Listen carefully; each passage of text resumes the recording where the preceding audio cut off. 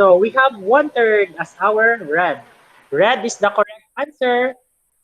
Okay, next, number 5.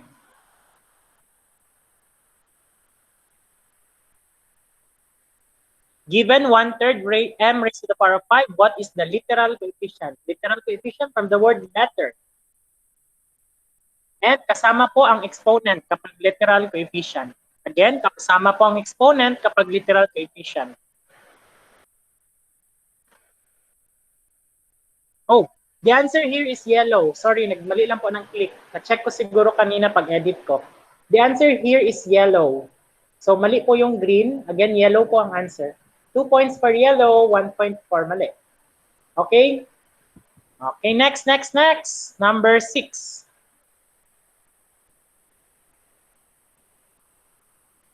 Given 1/3 m raised to the power of 5, what is the variable? When you say variable, yung letter or literal coefficient. What is the variable? Pag variable po, hindi po kasama ang exponent. Again, pag variable, di kasama ang exponent. That is color green, M. So 2 points for the correct one, 1 point for the wrong one. Next, number 7. Given 1/3 m raised to the power of 5, what is the exponent?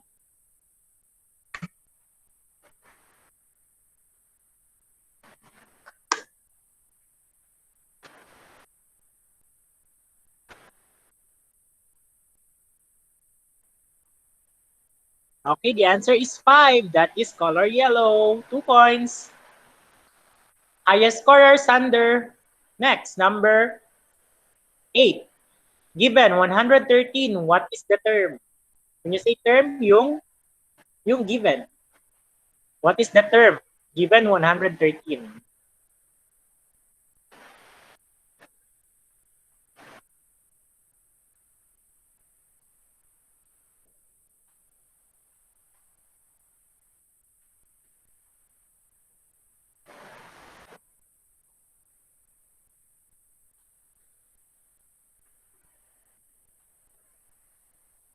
The answer is color red.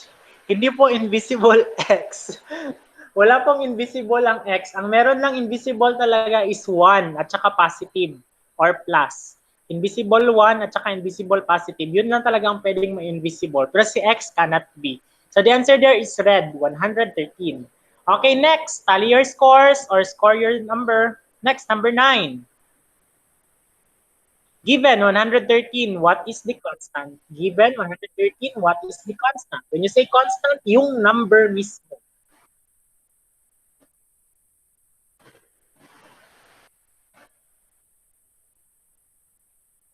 And the answer is yellow for 113. May nabiktima sa color blue, 13. So 2 points. Next, number 10. Sander, highest scorer. Given x plus 113, what is the constant term? Constant term ulit, yung number. Given 113, what is the constant term?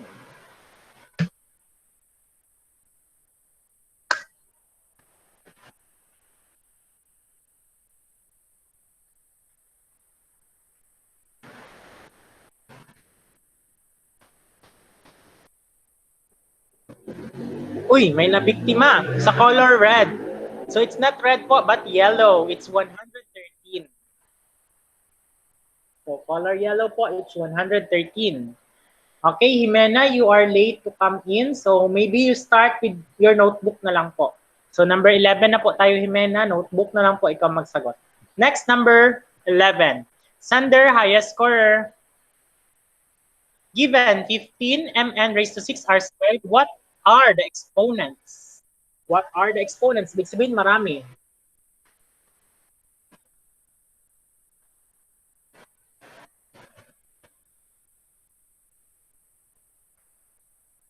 The answer is color green. Dalawa lang po nakatama. 1, 6, and 2.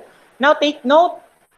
Invisible 1 po ang naka m. M, invisible 1, n raised to 6 r squared. So, 1, 6, and 2 ang answer. So, very good sa nakakuha ng answer na green. So, next, number 12. Given 15 mn6 r squared, what is the numerical coefficient or what are the numerical coefficient? Kasi numerical, yung number before kay letter.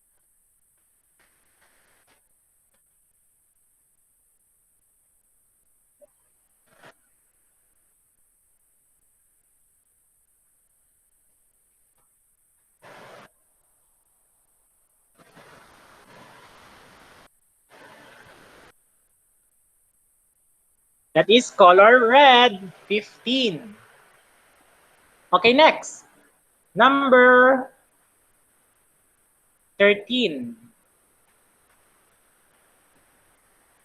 Given 15 mn raised to 6 r squared, what is the literal coefficient? From the word literal, letters.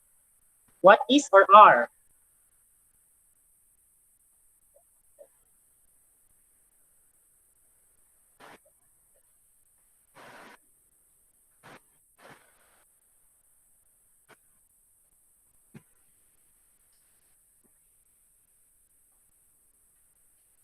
Okay, that is color green. So actually, mali po ang sagot na nasulat dyan, M and R. Ang tamang sagot po, mn raised to 6 r squared. Yun po ang tamang sagot. Kaso lang, nakalimutan ata or na-erase ko kanina. So next, proceed tayo sa number 14.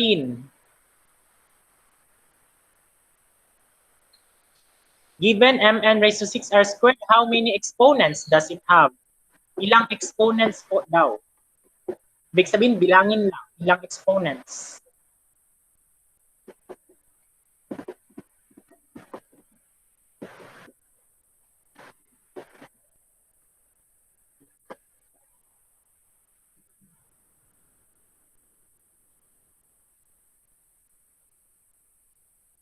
Yes, that is 3. Bakit 3? Kasama po si invisible 1. So that is color green. Next. Number 15. Given 23x cubed plus 42, what is the constant term? Constant term yung number lang mismo. Walang kasamang variable.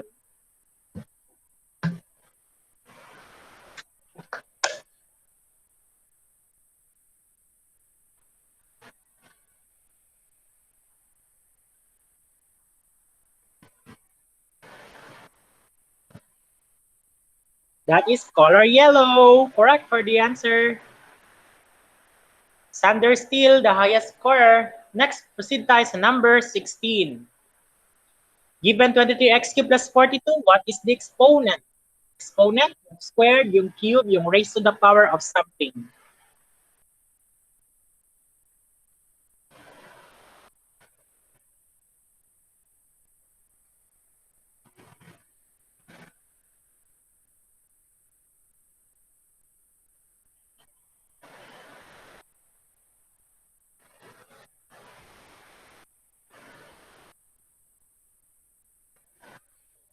Okay, the answer is color blue, the cube or 3.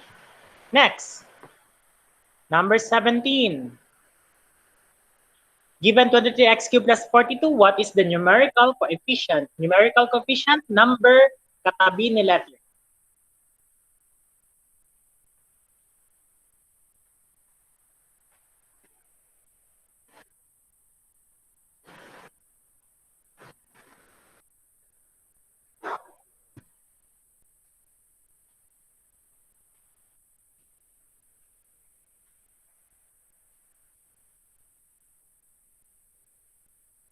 The answer is color red. 2 points. 1 point ang mali. Next.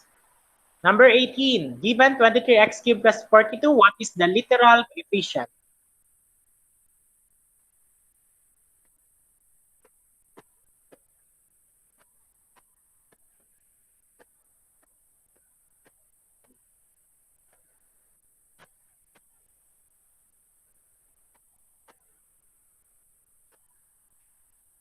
That is red.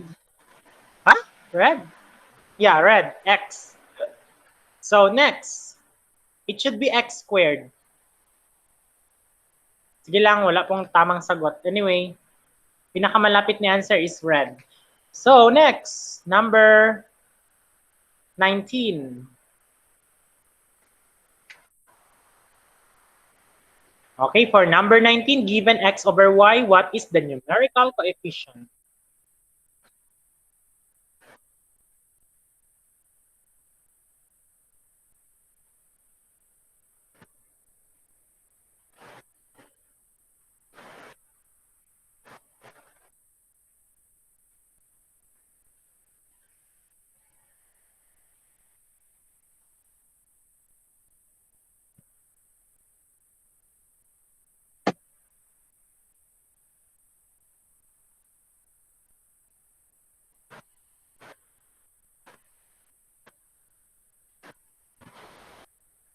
Esther, okay lang po. Proceed ka lang po sa notebook.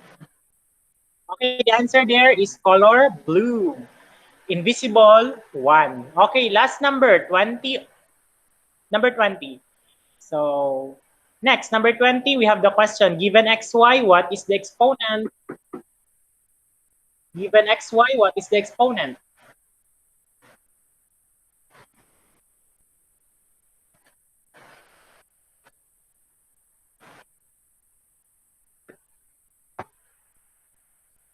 The answer there is color blue. That is invisible, 1.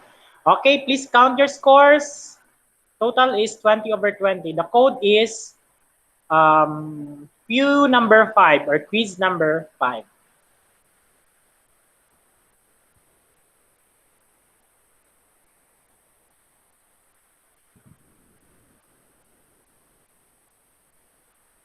So, please share your scores on the chat box para malaman ko. Type your scores on the chat box, please.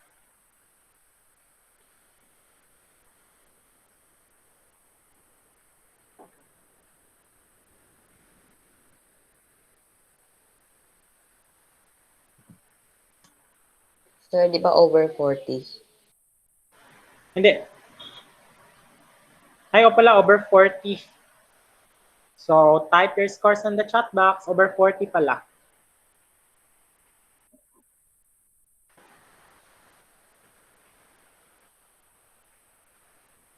So, that is 36 over 40 from Matthew. Very good. So, ganun lang po. Ganun lang po ka-easy ang ating quiz. Magsagot ka lang kahit mali, may 1 point. O, di ba? Okay, let's proceed now with our 34 from them. Arola is 37. Chester is 29. So, very good. Ang tataas ng scores. So, let's proceed now with letter E, or the numbers of terms, degree of terms, and the degree of polynomial. Astral is 22.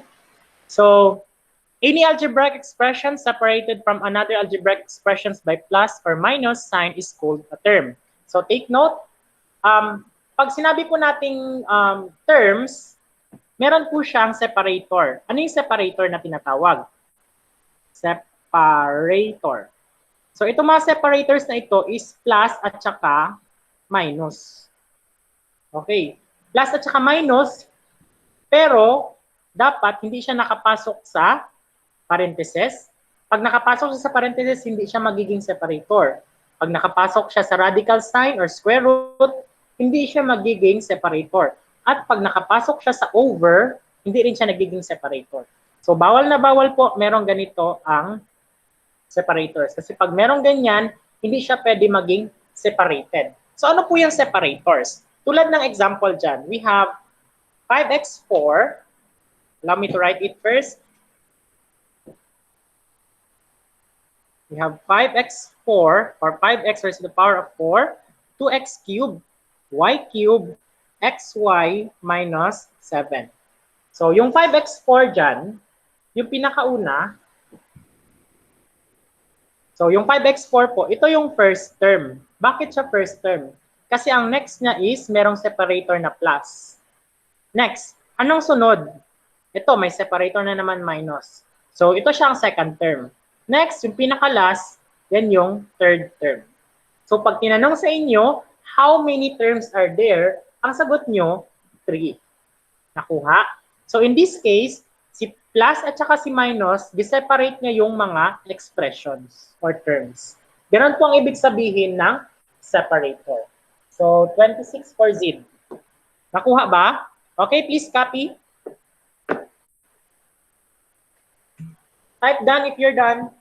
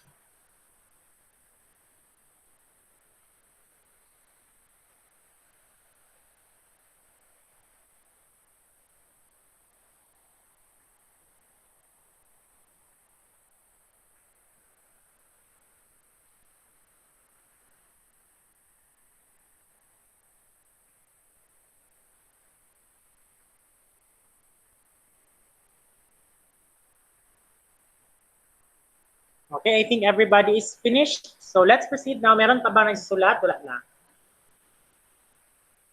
Okay, no reaction. So let's proceed now to the next one. Okay, ito siya. Pwede nyo siyang kopyahin, pwede ding hindi.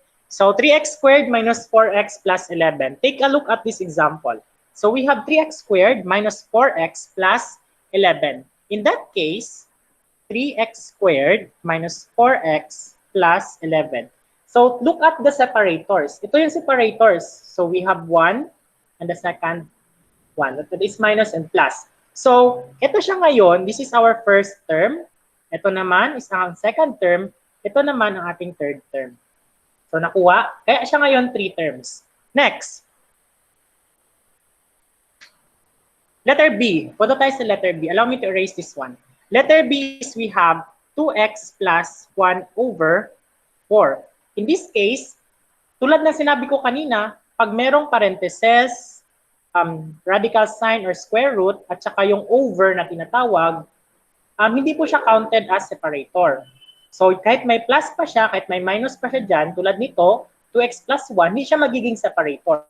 It will be kung saan banda ang kanyang tawag nito, ang kanyang vinculum ang tawag nito, spell as yun yan, vinculum. So W pala, hindi pala double L. So spell as like this, vinculum. Kapag kung saan natapos ang kanyang vinculum, doon din po matatapos ang term. So in this case, isa lang ang kanyang ganito. So therefore, this is just only one term. Okay? Nakuha ba? Tulad ng nasa example, this is only one term. Okay, next. Ito naman, 2 times x plus 1 minus square root of 4x squared plus x cubed. In this case, so ang separator lang natin is itong minus dito. Hindi ito pwede maging separator, itong plus dyan at saka plus dito. Bakit hindi? Dahil nakapasulog sila sa radical at saka sa parentheses. So hindi sila counted. So this is now the first and this is now the second term. So how many terms are there? There are only 2 terms in this case. Next, letter D. So we have 1 over x plus 1 minus x squared plus x raised to the power of negative 3 plus 1. So, ito siya, naka-vinculum siya, count as 1. Next, may minus po dito, another separator. So, another count as 2 pag second. Next, may separator. So, we have 3. Next, may separator na naman. Next, we have 4. So, how many terms are there? There are 4 terms all in all. So, ganun lang po pag bilang kung ilang terms ang meron sa isang expression or tinatawag nating polynomials. Okay, I hope you got it right. So, ito naman, I would like you to count how many terms are there.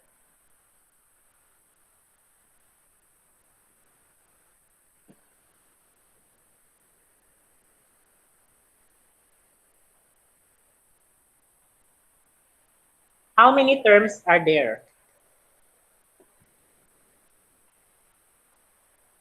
Type on the chat box, please. From Fatima, it should be 3. Same with Janelle. Okay, Matthew, Chester. So they are all correct. It's only 3. So we have 1, separator, 2, separator, and 3. So there are only 3 terms. So very good. Alam niyo na. Okay, next. Proceed naman tayo sa degree of term. When you say the degree of a term is the exponent of its variable, while the degree of polynomial is the highest degree appearing in any of the terms in that polynomial.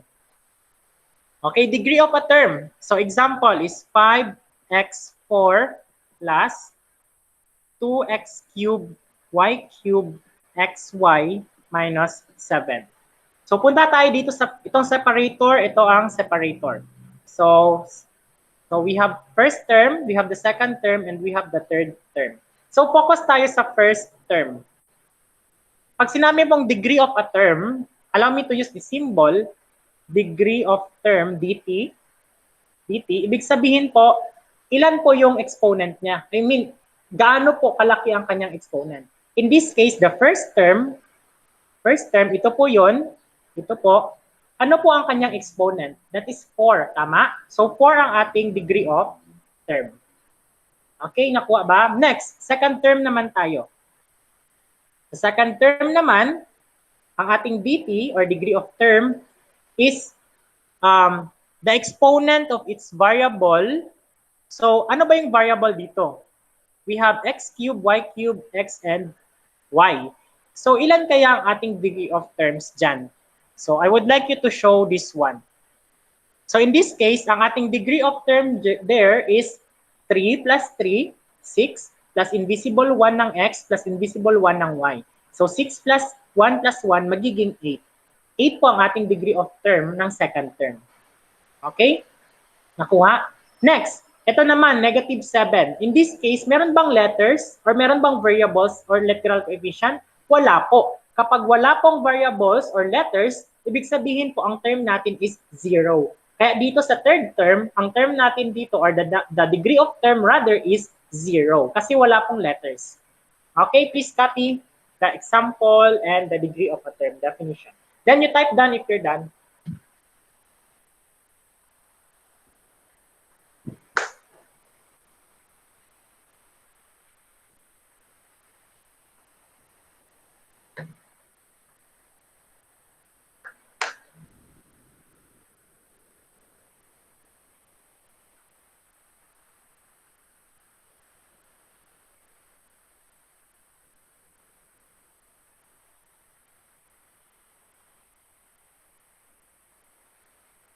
Wow, ang bilis ni Chester, Astral, and Asnia. I think kambal po si Astral and Asnia. Tama ba ako? Di ba ako nagkamali? Kambal ba talaga kayo? No, no doubt. Sino mas matanda sa inyo?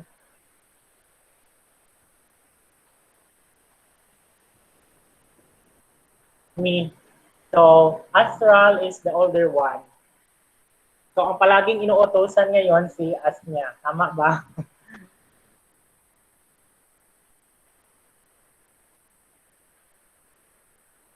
Hahaha. Yan talaga ba sa nakakabatang kapatid? Okay, well anyway, let's continue. Next, proceed naman tayo sa degree of polynomial. Ay, example muna tayo. So, xy squared, tulad po nito.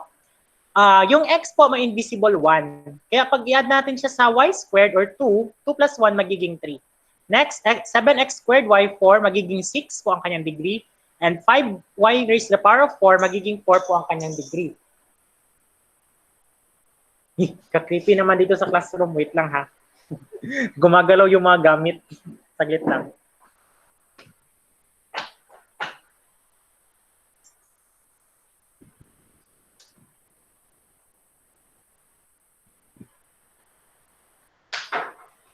Yung last time class, dito ako sa classroom. Siyempre, dito man ako nagapunta talaga kay minsan naman ako nag-work sa bahay. Kwento ko na lang din. Nag-stay ako dito ng 6 ng gabi. Tapos, habang nag-play yung TV dito, nag-move yung chair. Yung chair dito is bakal. Alam niyo, iniwan ko ang classroom na nakaandar ang ilaw. So, sobra kong takot. Kasi nagtunog ba ka ganun talaga ang tunog. So, nag-creepy lang talaga dito sa classroom minsan. So, next, proceed naman tayo sa, okay, ito ang tinatawag na, please copy this one, this is very important. So, kinds of polynomial. So, kanina napag-usapan natin yung first term, second term, at saka third term. So, kung isa lang yung term, tinatawag po siyang monomial or one term lang siya.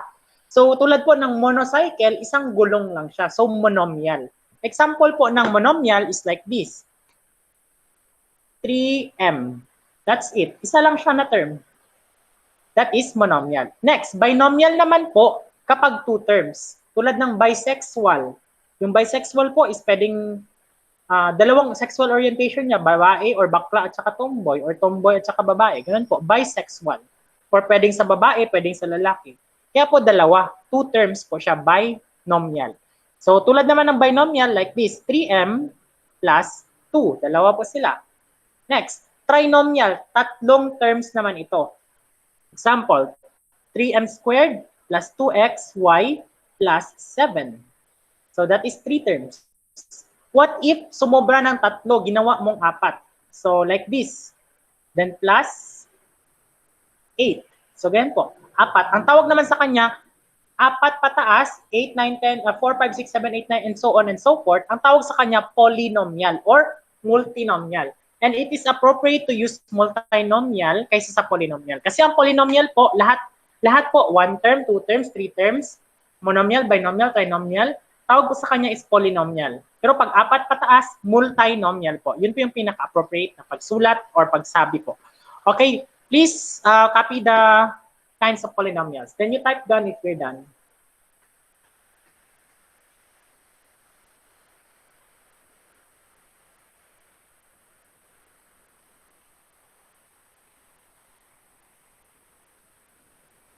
Okay, we have Matthew.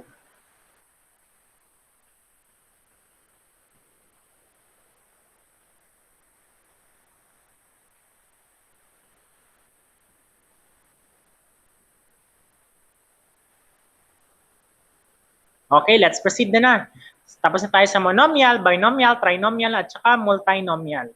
Okay, dito naman tayo sa degree. Ito siya, pwede nyo siyang kopyahin, pero hanggang degree lang kopyahin nyo. Huwag nyo kopyahin yung examples. So, pag constant po, 0 po ang kanyang exponent. Lahat po ng constant, 0 ang degree or ang kanyang exponent. For example, ay not exponent rather, but the degree. Ang 0 po ang kanyang degree. So, example ng constant is yung purely number, like 2, 7, 11, 21, lahat ng numbers, they are all constant. So, ibig sabihin po, ang degree niya is 0. Next, ang linear naman po, linear, merong isang letter. Merong isang number. So, that is the exponent is invisible 1 or the degree rather is invisible 1.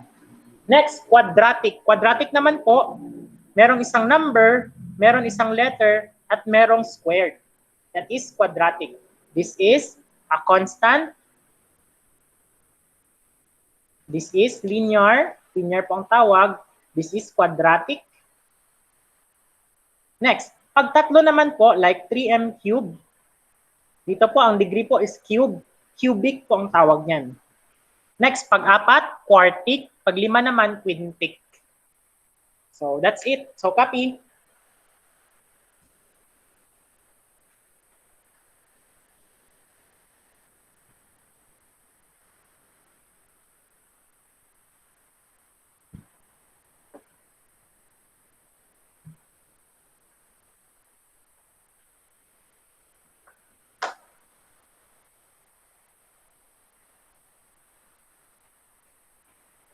Type done if you're done.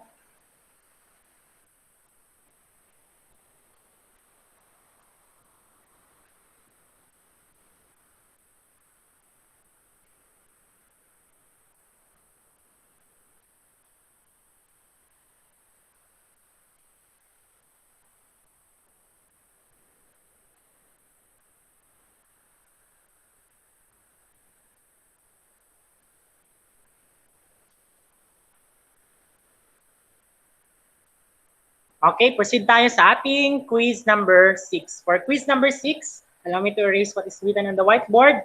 So we are now Q number 6. In Q number 6, we are going to use play by airplane using word wall.com. So before you go there, so kung meron po yung mga, ang play airplane game po dito is example, merong clouds, ganyan po. So may mga sagot po dyan sa clouds. For example, the answer is monomial, tapos sa kabila binomial, sa kabila naman trinomial, sa kabila naman multinomial. So yung airplane, ha? Kunwari airplane yan. Okay, yung airplane, merong given po dyan. For example, the given is 2x squared. In this case, ano ba siya? Multinomial, polynomial, binomial, what else? Ano pa ba siya? This is called, isang term lang siya. So, monomial. Tama? Monomial. So, hanapin niyo yung monomial. Yung plane, ibunggo niyo sa clouds na may monomial. Okay?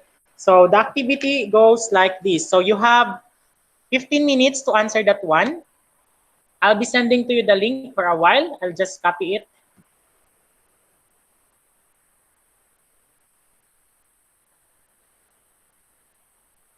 So, ang ganda naman siguro. Naintindihan man siguro ang drawing ko, no? Tama ba? Opo. Okay, let's proceed to this.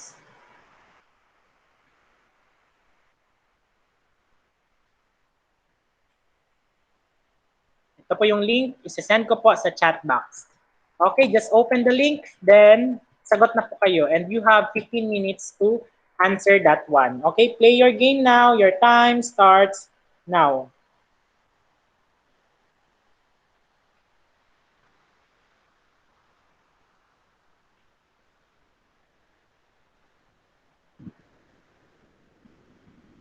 So, you have 10 to 15 minutes lang po ang time. Okay, play your game.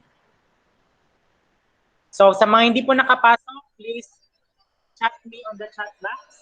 Please chat on the chat box kung hindi po makapasok.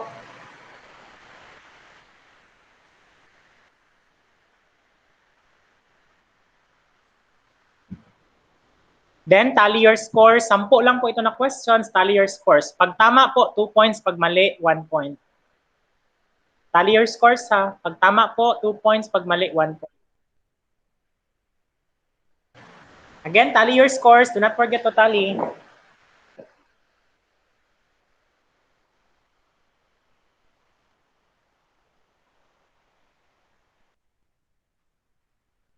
So, alam ko pag magmali kayo dyan, mapapatay kayo. Tulad lang nangyari. 3 lives only. So, start now. 9 minutes left for 10 minutes or 15 minutes. Pwede nating tagalan.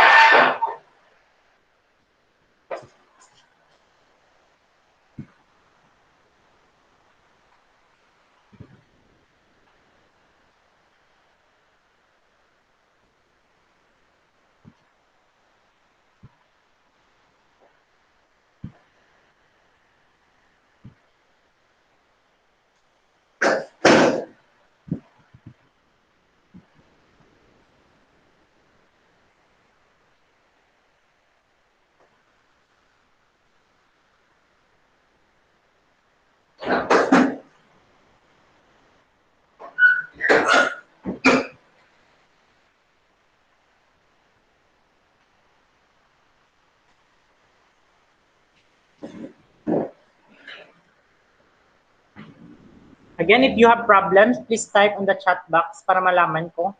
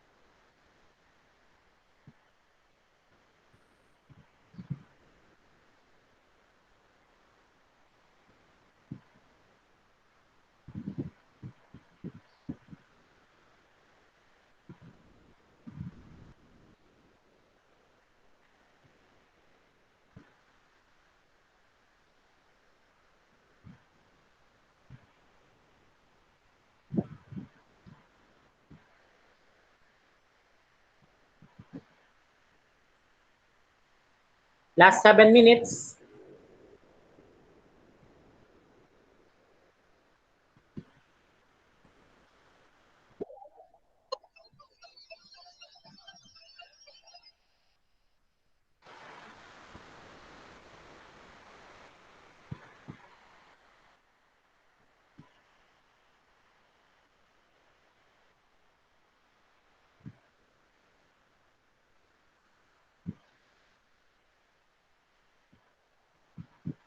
Okay, meron pong given dito na 2 times x plus y plus z. 2 times x plus y plus z. Okay, nakaparentheses po siya pero ang sagot trinomial. Bakit po? Kasi gimultiply po yung 2 sa kada number. Kaya po naging trinomial.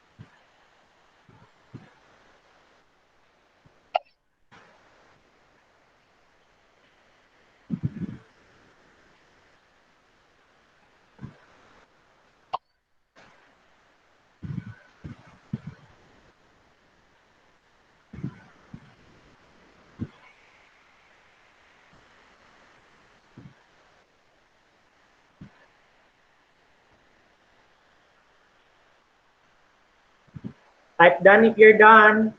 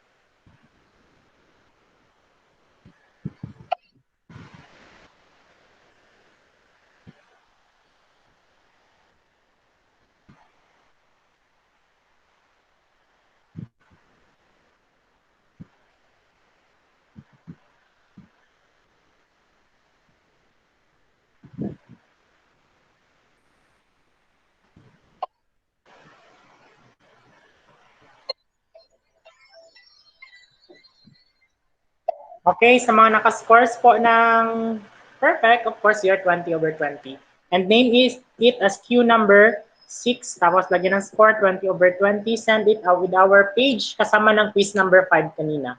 Okay, do not forget to send it in our page at www.facebook.com/humang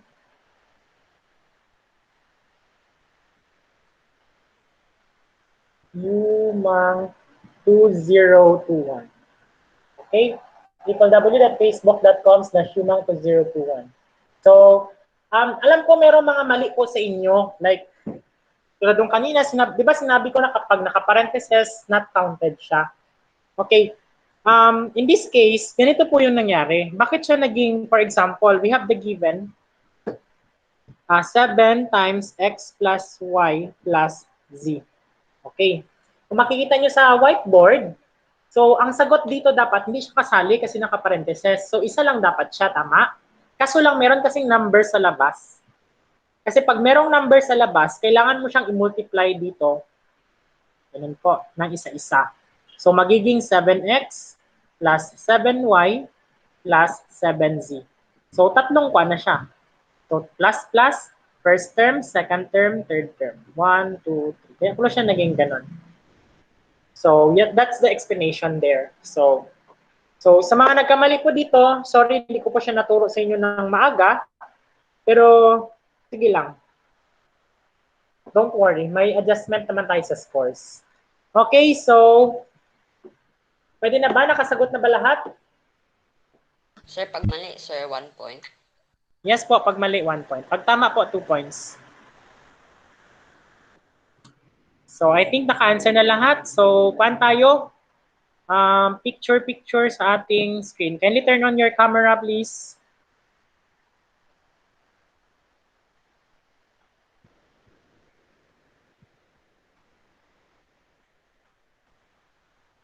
Okay, turn on your cameras.